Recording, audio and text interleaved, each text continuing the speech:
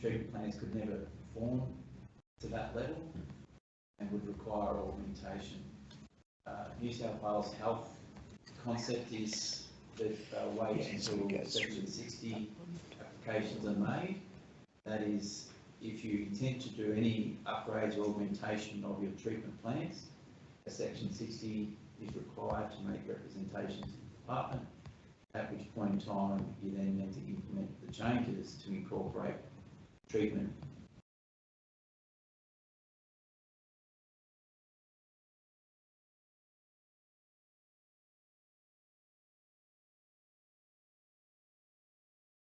Are so that we can start to prepare for those. In reference to how do we deal with that right now, we're producing really good quality water that meets the Australian Drinking Water Guidelines, and we're compliant, and we continue to be. We have had, and you'll see that later in the long-term financial plan, considered some of those challenges, but they are big, and it might be a few iterations before we get that one right to determine which direction we need to actually take. Councillors might be aware of previous report on the Blaney water treatment plant where we considered what our option was for that, and at the time the preferred option was to increase capacity at Carcoar and essentially mothball Blaney. So there's a few options on the table, and we need to continue to consider those and try and work those ones through to see what gives us the best outcome. It's a bit backwards, isn't it? Like the way, you know, they're saying, "Oh, you're not compliant, but we'll only worry about that if when you decide to do a big major upgrade." Well, we either are, or you're either saying those health-based targets have to be achieved, in which case we can't do it on our own. In which case we'll need funding to achieve those targets. You know what I mean? Like, it's just, I don't know. Would you go back to them and say, "That's great. Now you've put these targets in place. We can't achieve them. You need to help us achieve those targets." But I don't know, the government doesn't have endless money, but that's. They've actually got a huge amount of money. They just prioritise it elsewhere. Yeah, well, yeah, water's pretty important. Yeah, very. No, I'm preaching to convert it, but I just think it's just back to front here that you tell us we want achieving the targets you want to achieve and then help us get there. Anyway.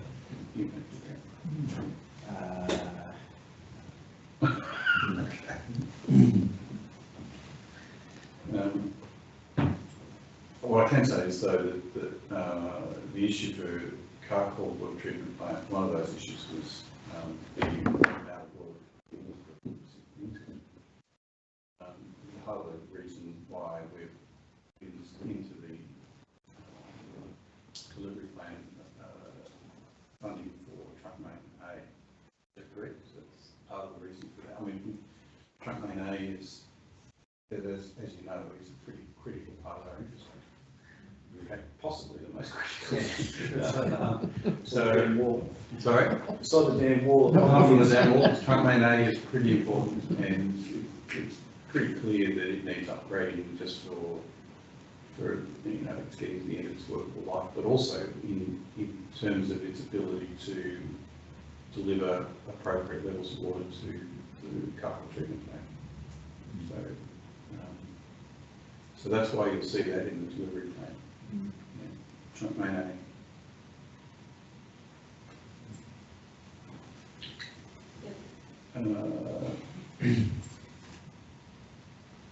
Are there questions or comments? I was going to ask the General Manager to talk a little bit about the Loggett Water Security Project, as much as he is able to. Just to remind everybody of those people who are wishing to be involved in reviewing the documentation have to sign the confidentiality form. So, through you, Mr. Chair, the project team are still pedaling very fast to try and get this completed before the end of June, and they're working through some issues that came out fairly late in the agenda, so they're working hard at trying to pull all that together.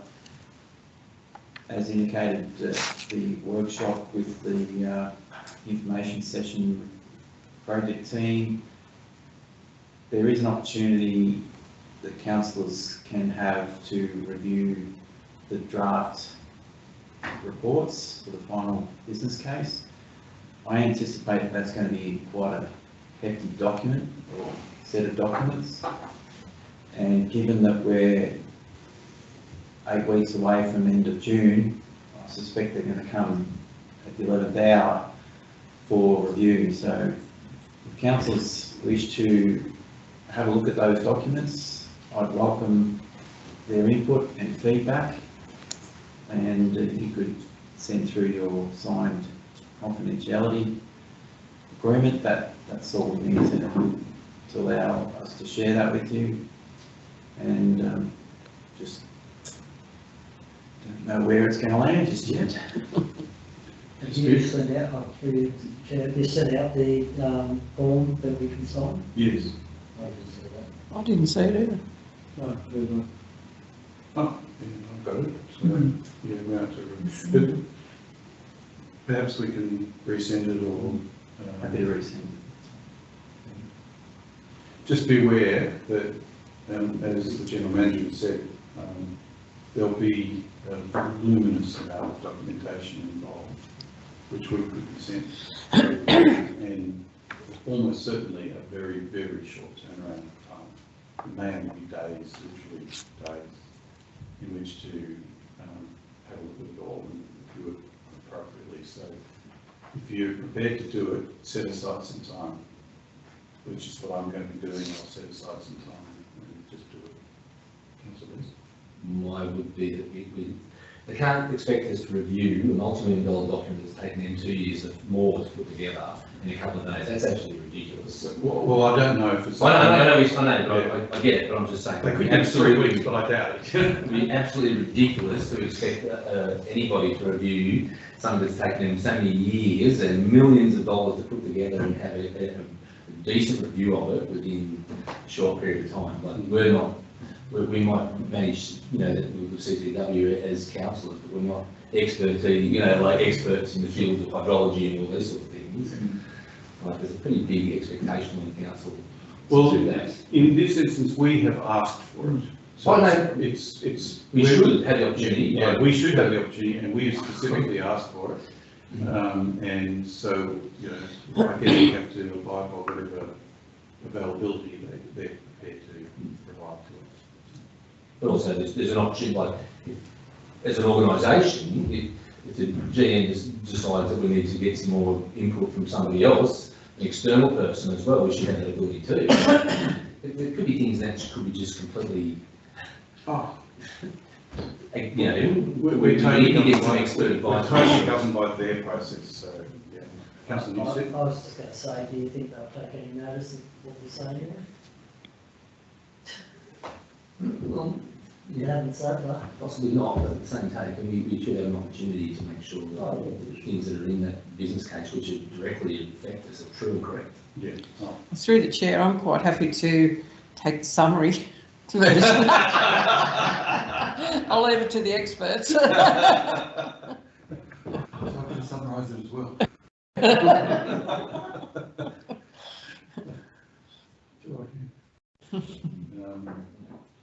Thanks, Mr. General Manager, for that. Just a couple of other quick comments. I'm good that the pipeline project with Orange Council is, proceeding well with testing coming up. That's good. So that's the next sort of phase of that project is underway, and looks like, so we'll have some water flowing down that pipeline soon, I guess. In time. In time. As we're about to go into a long-term drought, it might become relevant. Yes. Council Best. Touch wood. Yes. So don't say things like that. So when you flush that line, does that water go back into the untreated water, or what happens to it? Environmental flows. You run it at once? Discharge to the environment. I'm pleased to see the ladders for the reservoirs too. Yes, yes, thank you, Councillor Nash. Yes, I was going to make a comment. I was going to ask a question actually about the ladders. Are they ladders that take a safety wire as well, so they go up and down the ladder attached to a wire? The intention is, no, they'll be steps. So there'll be at about 65 degrees. Oh, okay. And they won't be able to, so there'll be steps that will lead up to a platform. Inside a cage? No. No. So they're still able to fall from height from those steps? Fall down the stairs. Just fall down the stairs. So they've got railings and other stuff. Yeah. Railing on the outside. Yeah. Like you see a typical stairway. Okay. You need to have a platform, it'd be so far anyway, so now you have to have a platform. Yeah. Okay.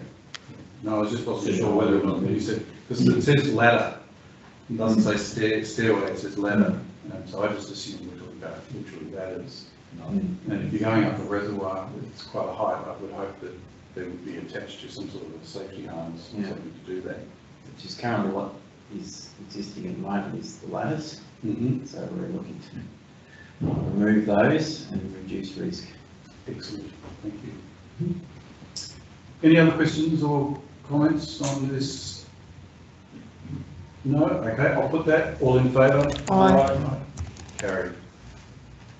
Thank you. Item 11.2, Local Government New South Wales Water Management Conference 2026. The recommendation there is Council endorse the attendance of 2 councillors and the General Manager to the Local Government New South Wales Water Management Conference in Ballina in September, and that the chairperson, deputy chairperson or alternate councillors and the General Manager be registered. Yes, I probably would be available. Oh, sorry, can I move it? Oh, I'll move it. Councillor Nash and seconded by Councillor Parrett. Deputy, Yeah, I think I'll be right. you'll be right to go. I think that's good. It was good last year. I enjoyed it. That was the one in Walbury? Walbury, that's right. Walbury.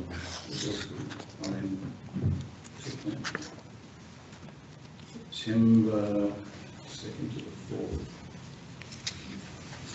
Yeah, I think I'm going for that too. So I think we might just have a, just in case, just an alternate councillor. You may want to put their hand up to be the alternate. Does anyone want to go to the Water Management Conference in Ballina in September? Great rivers. Great rivers. Northern Rivers. Actually, is that within Ruts or is it? I think it is, isn't it? Yeah, we'll get the top of the Ruts. Interested, Paul? So, Well, I'm not. So who wants to put I'm their sure hand we'll up? find the other where someone can't come, I'm sure we'll find. Looks like, okay, so we're going in alternate. Okay, so it's just myself, Councillor Goswitch, and the General Manager. Okay, I'll put that. All in favour? Aye. Okay, thank you. 11.3, application for annual leave. Oh no, we'll skip over this one. Always one way. Just getting back from the conference. Yeah, isn't it? Application for annual leave for General Manager. The recommendation there is the Council approve annual leave for the period requested by the General Manager and the Executive Manager Corporate Services be appointed as acting General Manager with associated delegations during this period of leave. Can I have a mover? Councillor Best, seconded by Councillor Newstead. Any issues? No? Okay, I'll put that. All in favour? Aye. You can go like 11.4, investment report as at 28th of February and at 31st of March. So there's 2 reports there. The recommendation that council note the report on cash investments for both 28th of February and 31st of March. The mover, Councillor Nash, seconded by Councillor Goswich. And I'll hand over to Executive Management Account. Through you, Chair. Thank you. I will take the report as read. I think people are probably aware of what's happening in the interest rates space. There's no clear indication of how long the rates will stay above that 5%, but we are just locking in while we can the money that we have available, which is our usual policy. It's just working in our favour at the moment. Any questions? Questions? No comments? Yep. Thank you very much for that. I always enjoy these reports. I learn something about how economies work. That's good. So can I make one note? Sure. So if you are tracking the rolling 12-month average, you see we are closing the gap. That's the lead lag relationship between the interest rate goes up, but we don't have investments to make. We have investment locked in at the historical rates.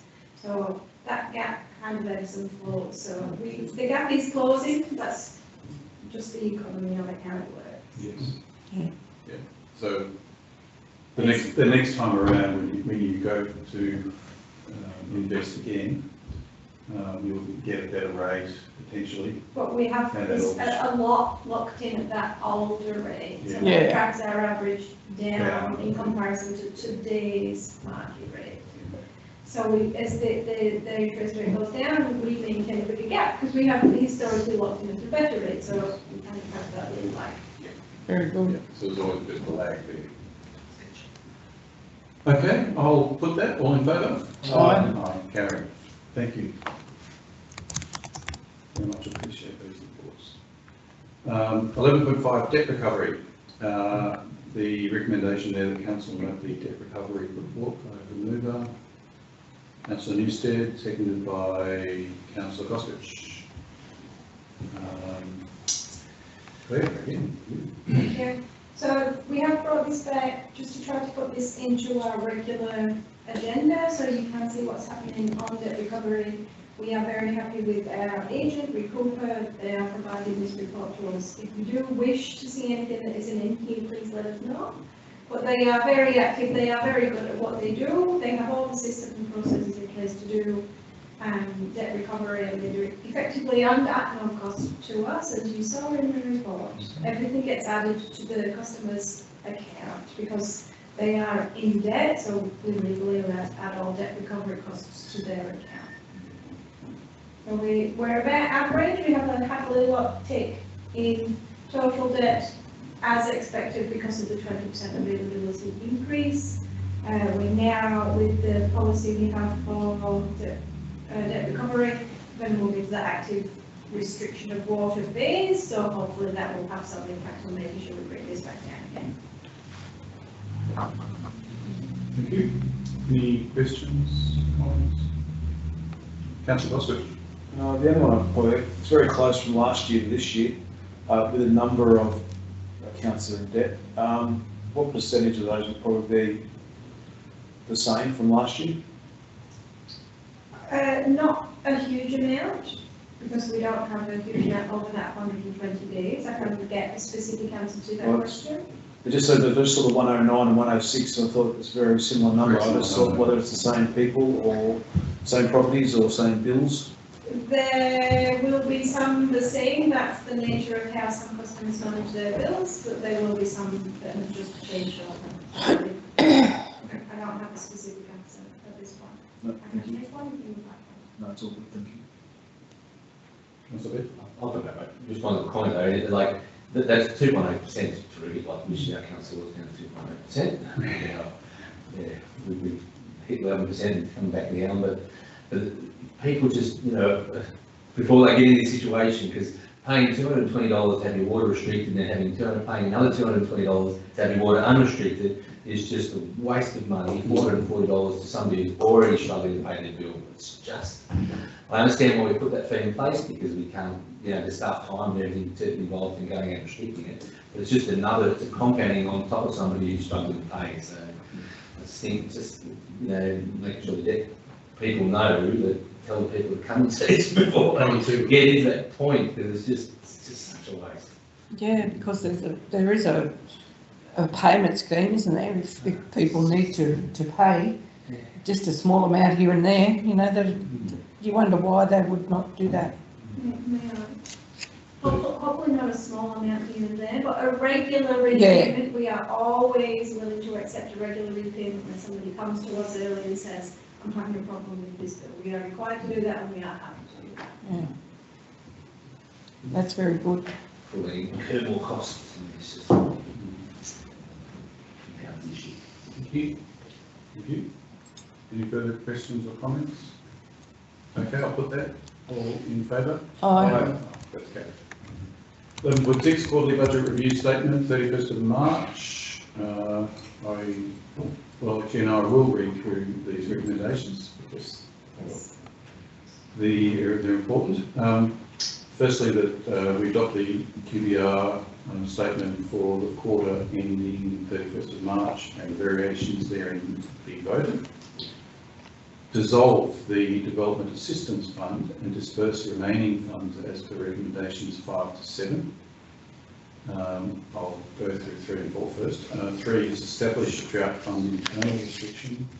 4 is establish an IT fund internal restriction. 5 is transfer $200,000 from the Development Assistance Fund to the Drought Fund. 6 is transfer $250,000 from the Development Assistance Fund to the IT Fund. And transfer $11,389 from the Development Assistance Fund to the Plant Renewal Fund. Could I have a mover? Councillor Newstead, and seconded by Councillor Harley. I think this needs a bit of explanation. So would you like to do it, or would you like to do it? Can I suggest we just start with the QBR part? Yes, great idea. We'll just talk about the QBR. Yeah. Any questions or comment, or would you like to talk about QBR first? You may. You may. As you hopefully saw, good news, very small good news. We have predicted a surplus of $3,000 up from the operational deficit last quarter of $298,000. As per quarter, it really is around that staffing level, ability to get through maintenance. Now we're 3/4 of the way through the year, we can really see that impacting this year's budget. So we have maintained the full budget for the next quarter. This quarter, hoping to get through that program, but we obviously can take up the savings from the last quarter and a little bit of the quarter before. So it isn't a saving overall, it is simply that we move work to next year. So it's not that we don't have to do it, it's just a different financial year in which we will do it. In good news, and part of this is there are some extended periods of leave, which is bringing our leave balance down, which is on our audit, so we do have a bit of a win there. So those are the things, very similar to quarter 1 and again quarter 2, sorry, and again interest rates with that increased interest rate and that increased cash balance, we are looking again to increase the interest, which is the free money. So that's recommendation number 1. Are there any questions or comments about recommendation number 1, which is about the QBR? So on paper, we're doing pretty well. Yeah, For that quarter, which is great, but largely due, in summarising, largely due to the fact that it has staffing issues and also projects that are being delayed slightly, so they're not being expanded. Much better to see black than red. But eventually these projects will need to be carried out. So we can't allow that to go on forever. No. But, yeah. Any It's not, so could you just explain the developer charges, where we're at with that? Can you get that in front of you, available or not? Development charges, Yeah, the chart there, Which one? summary of development contributions, I was just trying to get my head around that. oh, so in the attachments. Yeah, So specifically, oh, just trying to work out, so we've got in restricted assets, 333,000 is development charges? predicted balance at the end of the quarter, yes, Okay, so it's a predicted balance. a little bit. So we started with 190,000 as of July, and then Yes. you're expecting 50,000, 29, 55. Those have been received, yes? They've been received, Yes, so we jumped up to 333, that's all. yes. So it's all just predicted happen. Well, Plus that $10,000 worth of interest on top of that. yes. So we have switched policy on how we're handling section 64 contributions from kind of the end of June. And we're now putting them into restrictions and not spending them and saving them more strategically towards the water treatment plant augmentation. So looking forward rather than expending them within the year, which was the policy kind of up until the end of last year. So yeah, so we basically make an assumption that at the end of next will be, 330,000. Yes. That's it. Yeah. At the end of financial year, we'll take a review on do we want to have expended any of that section 64 against the current projects that we've completed, but based on our capital program completion, it's unlikely we will allocate any of that as augmentation. Anything else? Yeah. Yeah, no, it's a good question. Understanding of it. Okay, we'll move on then to all the related ones, items 2 to 7, but basically related. Would you like to explain, or would you like to explain? I would like to defer to our executive management account, please. Through you, Chair. In reflecting the long-term financial plan and the discussions we've had around what we see coming in the future, both kind of strategically through the drought and operationally through the IT changeovers we're going to need to make, we reviewed all the reserves and we said, okay, this development assistance, is it still serving its purpose? And then we said, okay, well, what is its purpose? Because it's been around for a very long time, so we have to go back to the minutes to try to find what is its purpose, what was the council resolution, where it was established, so we can really measure, is that still appropriate and fit for the future? It was a little bit vague and it was a little bit hard to piece together from the minutes, but it was at the introduction of the section 64 contribution, development contributions, and there was a hesitance around applying those in prohibiting or discouraging development across the region.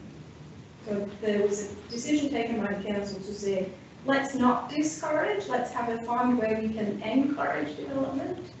And at the kind of introduction or the expansion out, I think, of the section 64 development contributions. It has not been vastly used, and when we looked and we said, how are we going to make a recommendation to you as council to actually use this fund? And we couldn't come up with a scenario now because section 64 is so established where we would actually say we think we should use this fund in a fair, transparent and equitable manner. We couldn't come up with that circumstance, so we said, okay, well, how do we then use these funds for the requirements we do see coming in the future, which is the drought and the item. So that's kind of the broad summation of why we think this is not required now. In 1997, yes, I can totally see why the council made that decision, why they put it into place. One of the first uses was the Age of Fisheries Museum, and we can see that that encouraged development in that way. But now we are so used to, and the developers are so used to, and the community are accustomed to that section 64, it's not really encouraging or discouraging development in any way. Thank you. Did everyone get that? Yeah. I had to have it explained to me the other day, I must say. Because it's a fund that's been sitting there, which is basically sitting twiddling its thumbs for all these years. It had a particular purpose way back when, as Claire is explaining. If I can, Mr. Chair, just add that we know the drought is coming. We were trying to work out what the best means to manage that through our long-term financial plan. How do you show that through the plan? It's quite difficult. We felt that developing the drought fund would underpin the risk and mitigate the risk going forward. It's a means just to enable us when the drought does hit and it impacts on our revenue because of reduced consumption. That would be potentially by a trigger of water restrictions, as you could appreciate, would reduce the consumption. So therefore, this drought fund is its primary purpose, as it's documented there, is to manage that reduced income during those periods. So I think that's important, just to be prudent about the purpose of the drought fund and how we manage that risk going forward. The development of the IT fund really came about because our current enterprise management system, which is called Synergy, it's been around for some time. It does all our financial, does records, does assets, it does quite a few different elements of what we have to do on a day-to-day basis. But that system is coming to an end. We've been advised they're extending the support for that up until 2030. So we've got that period of time to seek an alternate solution and implement that prior to 2030. So again, that's another risk that's coming at us, and that's going to be potentially a fair chunk of money. There's no two ways about it. As you can appreciate, when you start talking about a new system, there's a lot of work that has to go into understanding what that might look like, how does it get implemented, and then implementing it along with the cost associated with all those elements. So we felt it was important and prudent to establish a reserve specifically for the IT and around the risk that that poses the organisation. A bit of background into why those two reserves were put forward.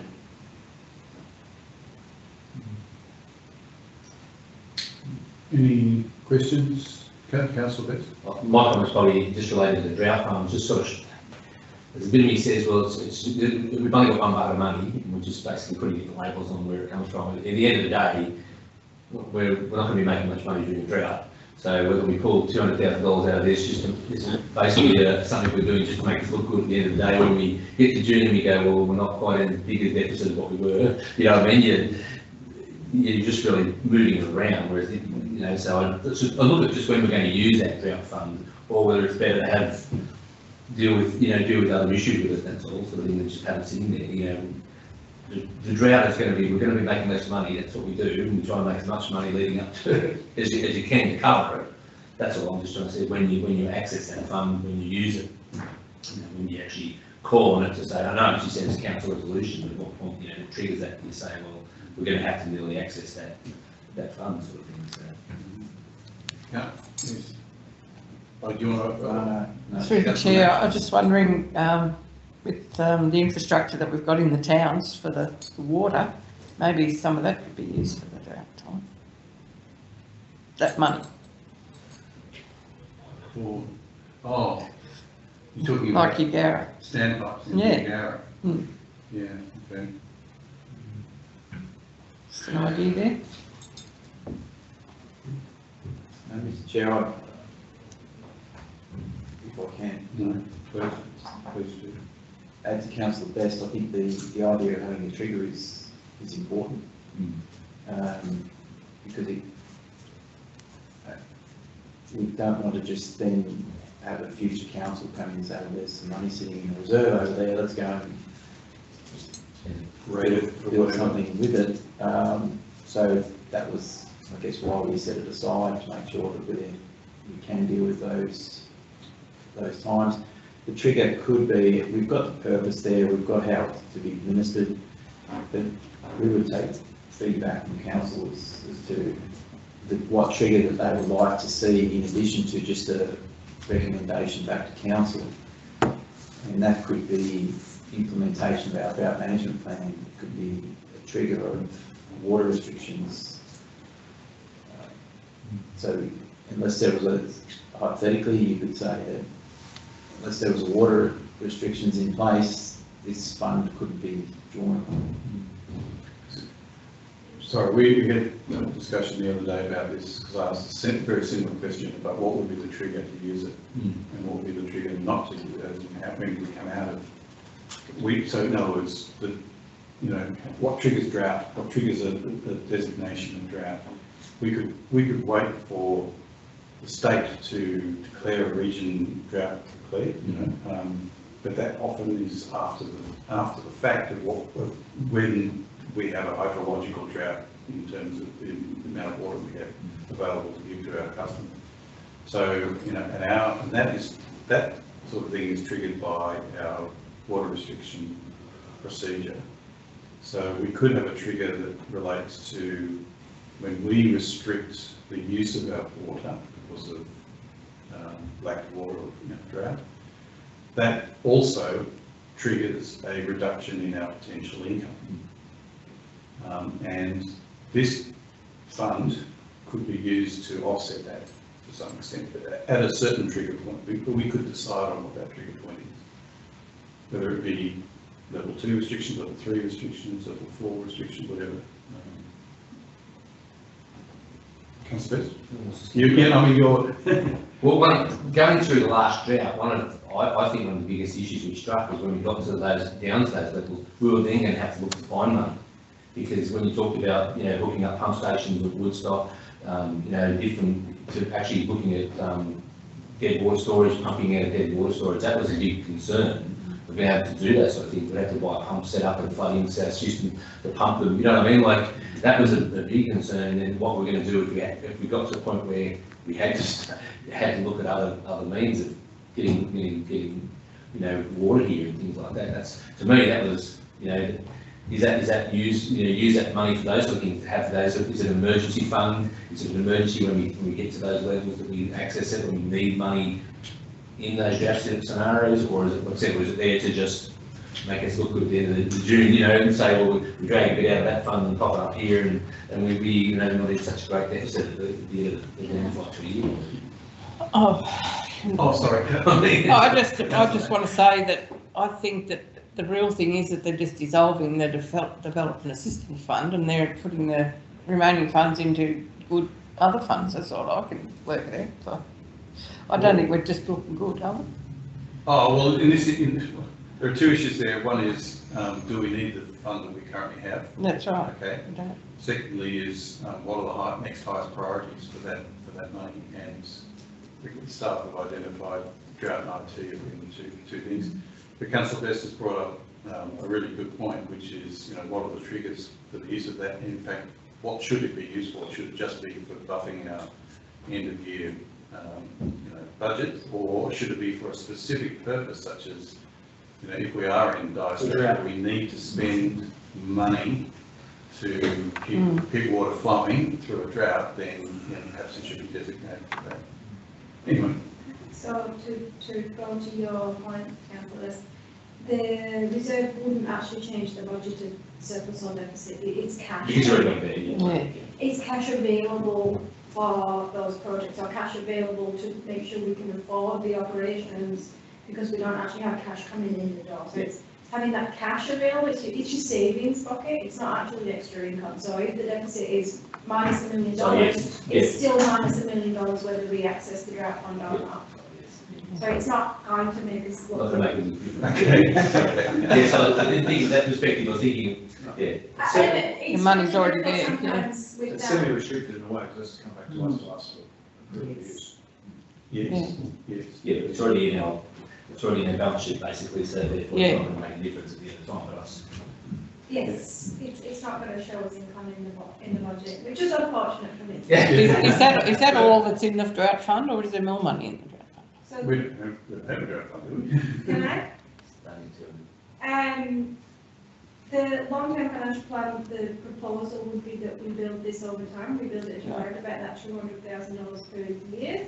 up to about $1 million around that figure, depending on what happens with the law bill, because obviously that would impact what funds would need to be in this fund. But this resolution, as you said, is reallocating funds from the Development Assistance Fund, and then looking to, do we need this fund, and then how much do we think is the right figure for where it needs to go? Right, yeah, so it'll build up. So Paul, that'd be handy for things like you said we need to. It's only to build up and making Maybe profit, you know, the good is Yes. profit, so whether it builds up or not, it's another Well, thing. that's it. I'll ask a question now. I had it down for when we talk about the budget. Will we compound the interest on that and keep it in the fund, or will it get interest go back into general? That's the same question, sorry. The general policy is that internal restrictions are not subject to interest, that's only external restrictions, and then interest is just a general allocation of interest. Councillors can set that as part of the resolution, that would be normally within a policy to say that we think interest on this fund should be allocated to this fund. You would need to set an interest rate and frequency, so you might say we want it to be 12% a year. So you would have to get into quite the detail if you wanted to implement that, but we can, if that's the council's determination. I think it's important to have an extra $20,000 every year. It's 200,000 maximum, it's only, I'm like, if we don't have a surplus up to that amount, it would be whatever we have. Oh, yeah, well, council determination on what that amount is. What should we, yeah. Through you, Mr Chair, just to remind councillors, during the drought, the reduction in revenue was around $300. So it's significant, it's not an immaterial figure, it's a very large portion of our income. So it's important that we remember that this is a real impact and will have a real impact. Executive Management Accountant referenced the Bloody Water Scooter project. The purpose of that is if hypothetically that project was to be successful and to be constructed, this fund would have to be potentially as big because we wouldn't be going into water restrictions as frequently. Where we currently stand, we're going into water restrictions relatively frequently based on the hydrology. So it's likely this fund could come around and be used more frequently because of that. So we will continue to review that. If there's a reason that we don't need to build it up to a higher level, I think that's quite fair for councils to retrieve money later on.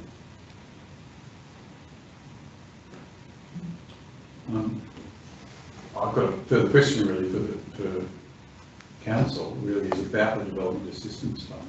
We've heard now about the fund, about its original intentions. Do you agree? I mean, I'm going back to resolution 2, which is dissolving it. Do you agree with the view that we should dissolve that fund? We don't feel that we need to have that fund anymore. Is that, what's people's views on that? Dissolve it. I'd love to have it. I would absolutely love to have it. But then how do we implement it, and we'll have to have money to make it do it. That's the issue. We don't have that capacity. And how do you, as you pointed out, how do you make it equitable between everybody, and how do you make it transparent, and how do we deal with it? I said I'd love to be able to help people when they come to, to develop a large lot residential block or something like that, like sort of subdivision or something would be great, but we just understand that it's pretty difficult to do that equitably across the whole network. So. And in essence, it's been taken over by everyone's understanding of Section 64. Yeah, Section 64 now understands that it's sort of embedded in the way in which people do development. So in essence, this was an interesting, you have to go right back through to the original minutes of the meetings way back then to work out why the fund was decided upon in the first place. Was it only used for non-profits, or was it like, for instance, like the educationers, like how do you?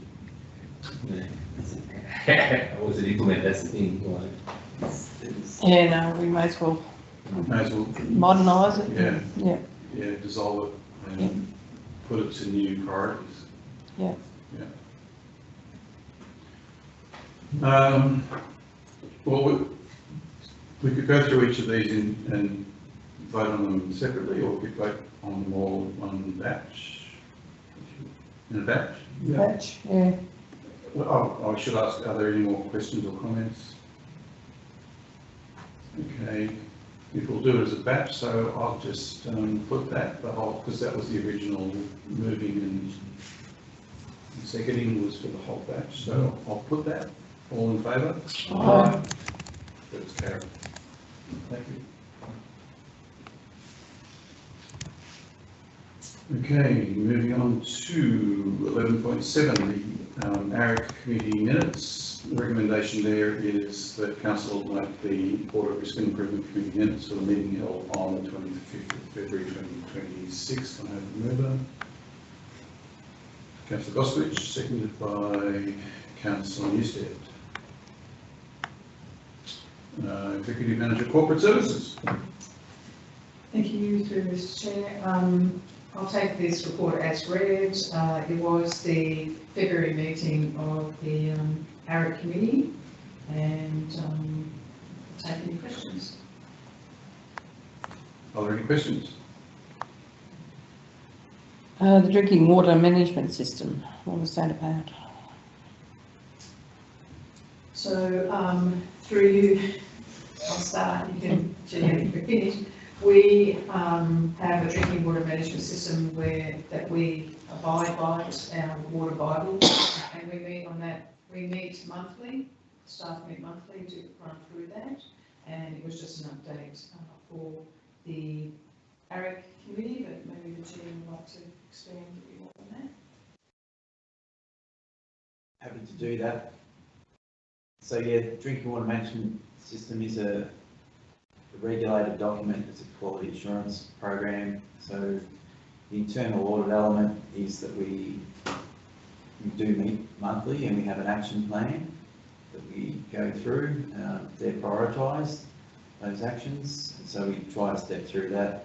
We look at quality incidents, any other planning or ideas that we might have. So it's an opportunity just to review the drinking water management system and how we're applying it in practice. And we had an external readiness review audit done late last year that helped to frame that too, which we're doing pretty well. And I'm pleased to say that the staff are doing their due diligence in that respect, which is good. Thank you. Any further questions? Okay, no more. If there are no more questions, I'll put that. All in favour? Aye. That's carried. Thank you. 11.8, policy reviews. The recommendation there is the council endorse the following policies and place them on public exhibition for a period of 28 days. And these are the complaints management, artificial intelligence, and debt recovery and hardship policies. Secondly, if no substantial submissions are received during public exhibition period, the documents are considered to be adopted. Thirdly, to remove the gathering information policy from the CTW policy register due to it being now turned into a procedure, or it is a procedure. Fourthly, policies endorsed under this recommendation shall take precedence over previous council resolutions where applicable. Can I remove it, please? Councillor Paulette and second by Councillor Nash. Corporate Service Manager. Thank you. So this meeting we have three policies. Two of them are new. So the complaints management is actually been put together to align with the legislative requirements. And as with the artificial intelligence, it's basically pulling together the essential 8 requirements and how we can meet those. And we've also got a debt recovery and hardship policy, which is an amendment. Both tracked changes and a clean copy have been provided in the attachments of all those policies. We also, I'll just do the whole summary, but I brought back the gathering information policy as requested to give some further explanation as to why it needs to be removed as it's a procedure. And bringing the complaints management policy, that is our complaints management policy. That's the policy on how we manage it. The gathering information is the procedure on what we do behind the scenes for each of those different complaints. So that is why I'm asking it to be just taken off the policy register. It's still a procedure and we are updating it. It's a live document and that's been going through the admin process of that. The other thing to mention is that we were due to bring back the rural water supply policy, taking into consideration that we've had a submission and staff feel we need to consider this a little more. We will bring this back to the June. Happy to take any questions. Just comment on the AI one. I think it's great that we've got a policy. I just wonder about how it's, because I can see AI actually being implemented in other parts of the business, not just the office, if you know what I mean. Like, you know, people using it to monitor water and monitor, you know, set up alarms and all those sorts of things. I think we'd probably have to change that policy if you decide to then implement any of those things in the staff implementing the use of AI in those sort of areas. It's a developing world. You know, where the policy is very related to, you know, information and dealing with information and doing those things, but there will be times when AI might be very beneficial to use in monitoring, you know, telemetry and things like that. Oh, sorry. Councillor Gossage? With the debt recovery, the only question I probably have, are we going to go through the restrictions and follow through with that? Well, it's in the policy we are. So we are going to... Yes, through Chair we are. Yes. Councillor Booth? Probably I think about the hardship policy and debt recovery is that there's not much of a crossover between the actual complaints management one. So if someone's in the process of complaining, has a complaining, it doesn't actually show up in the policy what you do with it. You know, like someone put a complaint forward saying, well, I'm not paying my bill because I believe such and such and such and such happens. Whereas the other policy continues on. I'll take that on notice. Probably doesn't happen very often, probably never happens. Yeah. Thank you. Okay, no more questions, comments? Okay, I'll put that. All in favour? Aye. That's carried.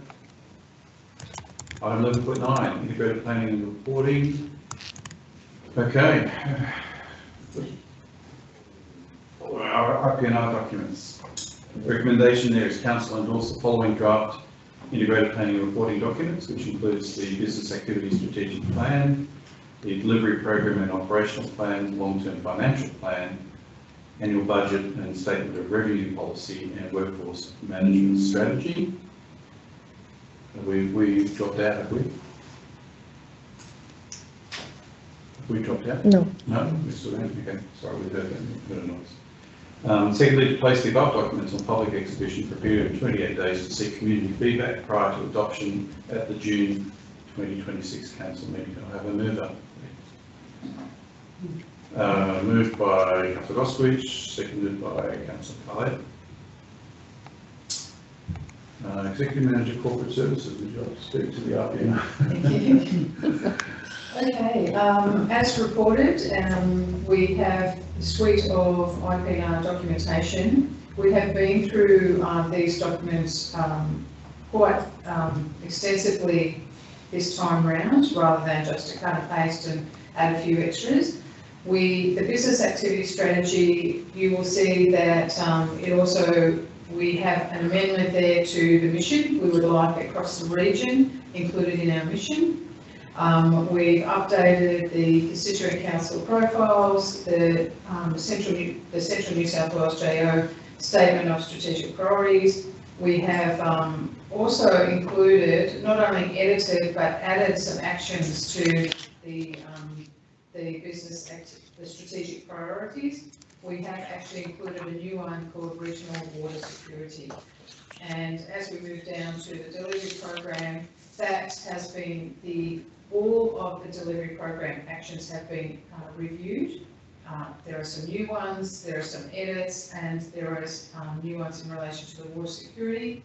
You have a copy of the track changes so that you can see what we have actually changed, as well as a clean copy for you to review in the attachments with that. The long-term financial plan, I'm going to hand over to the Executive Management Councils, and then I'll take it back to the workforce. Through you, Chair. Question: how much detail would you like me to go into? I could spend an hour talking about this. I think we need the council Nash summary. But noting that everyone's read through the material, Yes.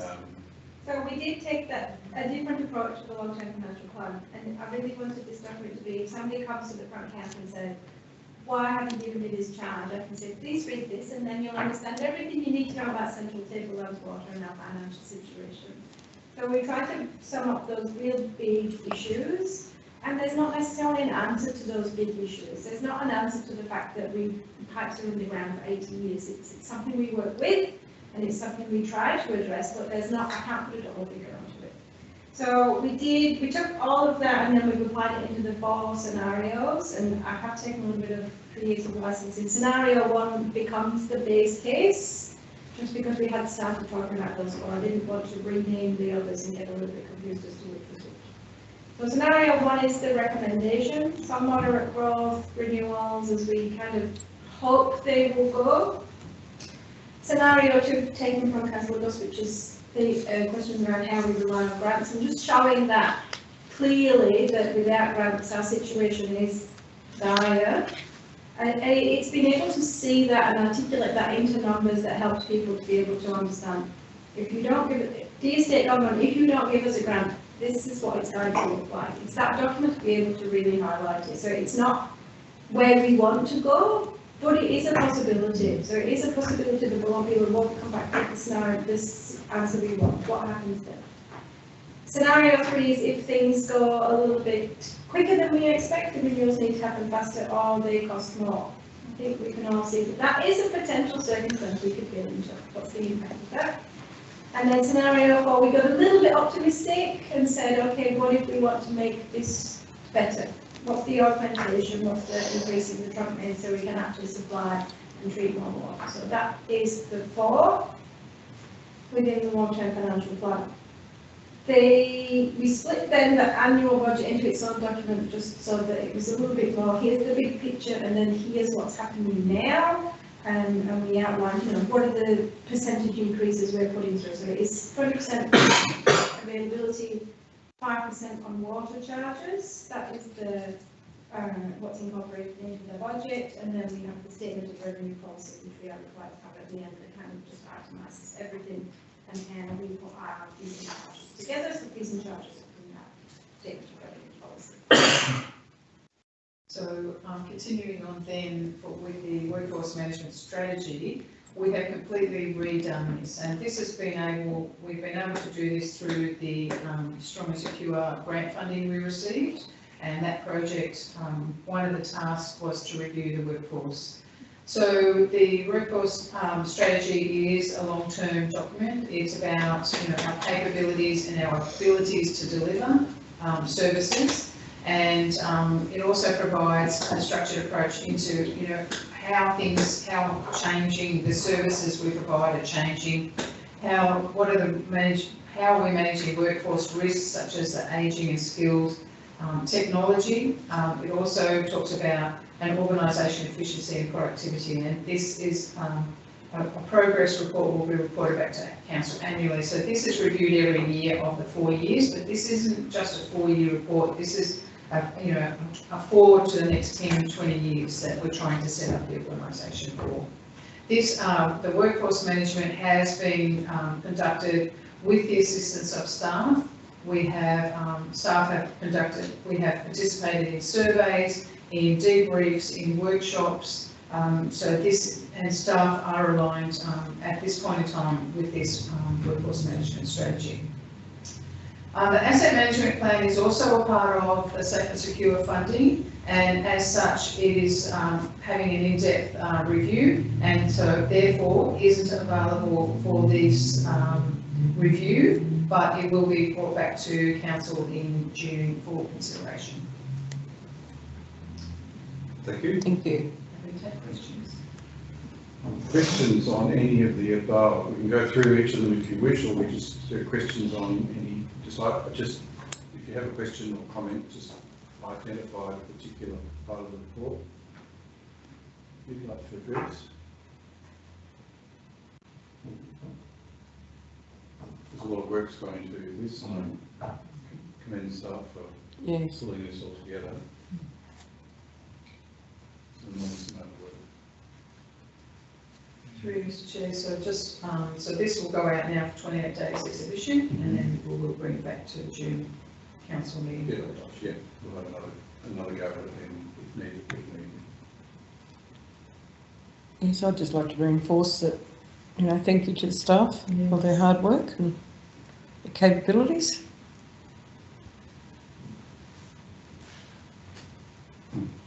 There's silence from the room, so we're all pretty happy with it by the sounds of things. Councillor Best has a question. Oh, another question, just like the long-term financial plan, like it's pretty scary.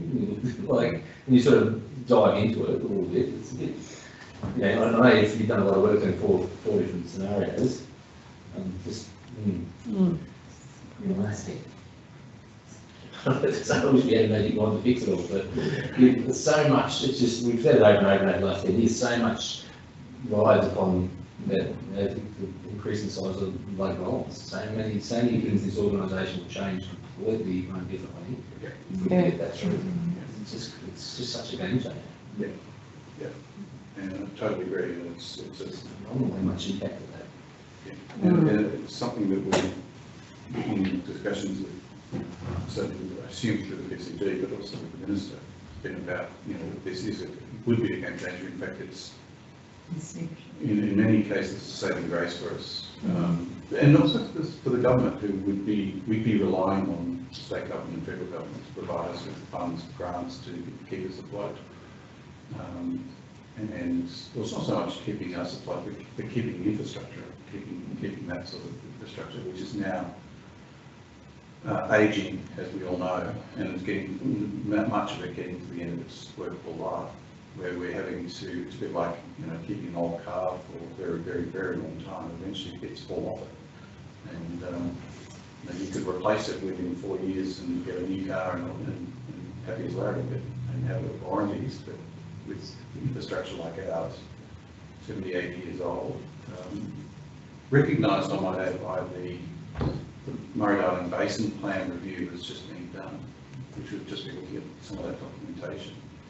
Even the federal government has identified the significant risks that exist within, particularly the northern basin, which we are part of, in terms of our aging infrastructure. They're not, I'm not sure that they're willing to throw money at it yet. Fix it, and they're sort of throwing it back to the state government to say, well, it's your problem. And ultimately it's our problem, but CTW is working with infrastructure that was developed and paid for by presumably state and federal governments of their day. There was never ever any requirement up until only very recently for depreciation to be accounted every year, and therefore for us to keep a fund of money, you know, $120 million sitting in our back pockets ready to walk into the game. So, you know, we're utterly reliant on state governments in particular, but also federal governments to provide to help us out with grants. So, yeah,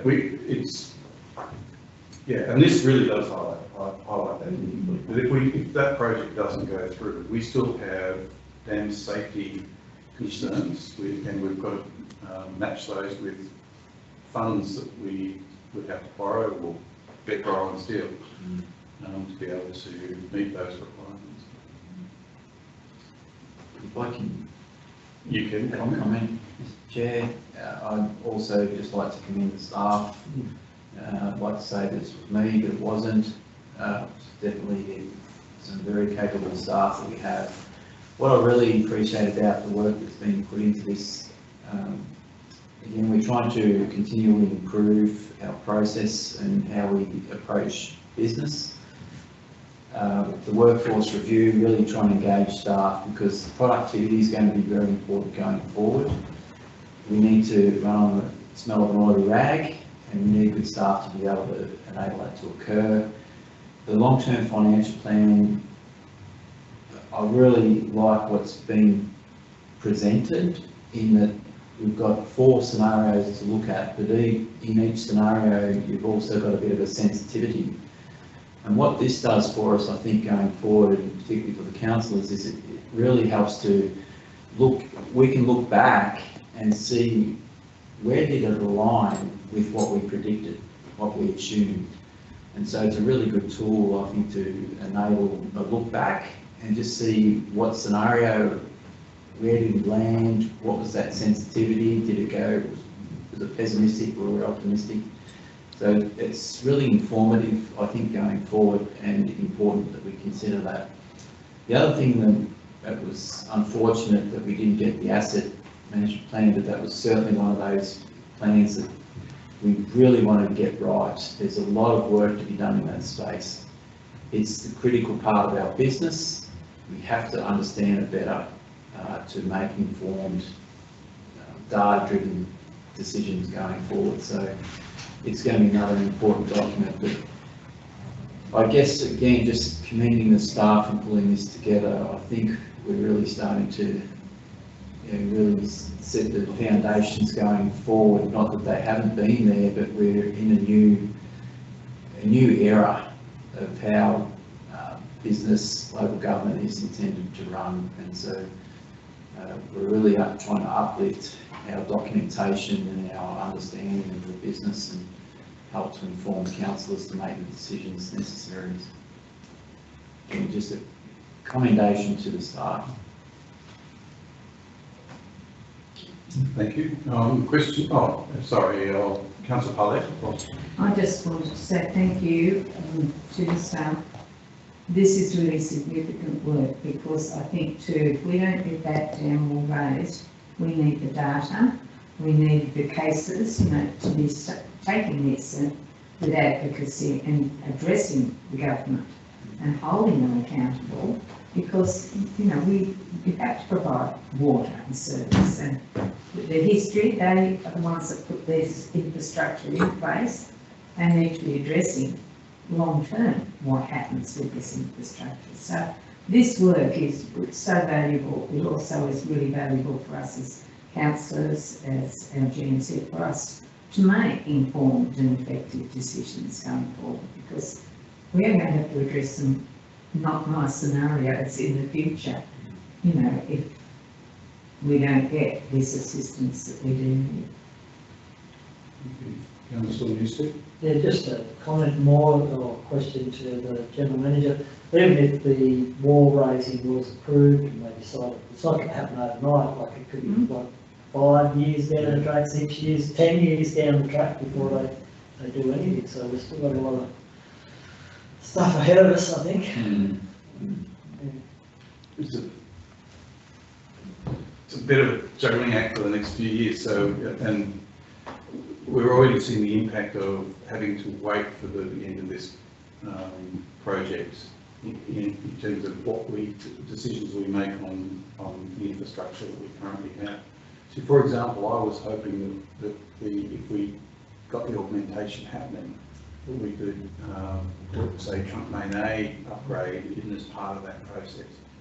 Well, it seems that's unlikely for us to be able to do that, in which case we have to bite the bullet and spend some money on dealing with that issue regardless of the political project happening or not. We're still going to have to work on it. So, and there's a few other examples like that across the board. We can't just wait for that to go through this current process, and then if it gives the thumbs up, you're right, we've then got the next hardest task is to find the money. Obviously we'll do that in negotiation with the state and federal governments, but we've still got to get going back for CTW to try and get hold of the best, financial outcome. And that may take a while to do, it'll take a little while, but definitely. And then, of course, there's the actual works itself. Yeah. So, yeah, you're right, that as a council and staff, we've got to sort of balance all of those, the timings of all those things for the next few years. Yeah.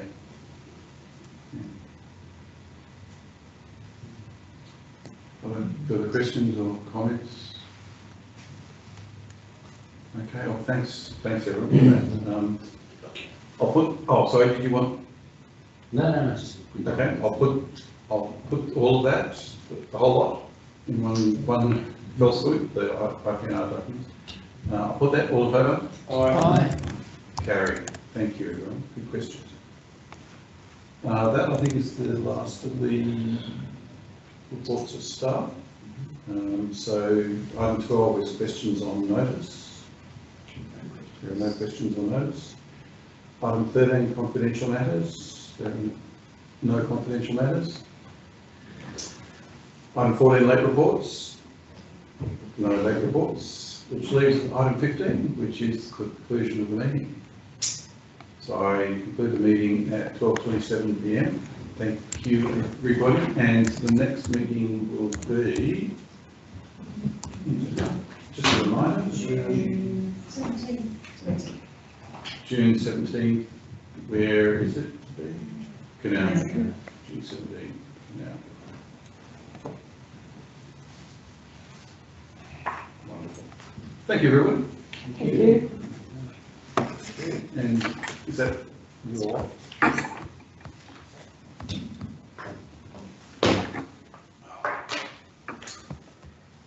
Oh, you've got to work today, Carl?